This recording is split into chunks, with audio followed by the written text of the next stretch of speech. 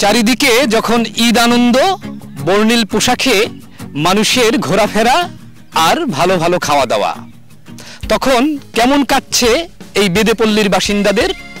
দর্শক, জানবো আমিও, জানাবো আপনাদেরও। আসসালামু আলাইকুম। ঈদ উপলক্ষে আপনারা কি রান্না করছেন, কি আয়োজন করছেন? এটা আপনার বাচ্চা? হ্যাঁ। কি ওর জন্য কি নতুন জামা কিনেছেন? হ্যাঁ। কি করছেন, কেমন লাগছে? ভালো লাগছে।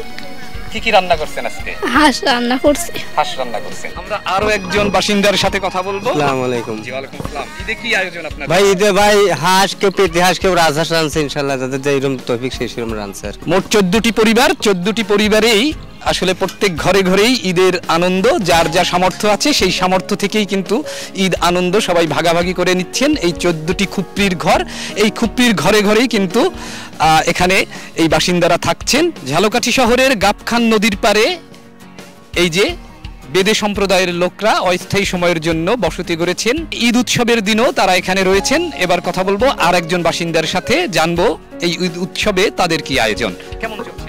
আমাদের খুব আল্লাহর রহমতে ভালোই চলতেছে। খাওয়া দাওয়া, চলাফেরা, নদীর পার, হাওয়া বাতাস সবকিছুই সৌন্দর্য। বর্ণিল এই ঈদ উৎসবের রং ছড়িয়ে পড়েছে ঝালকাঠির এই বেদেপল্লীতেও। পলাশ রায়, সময় সংবাদ, ঝালকাঠি।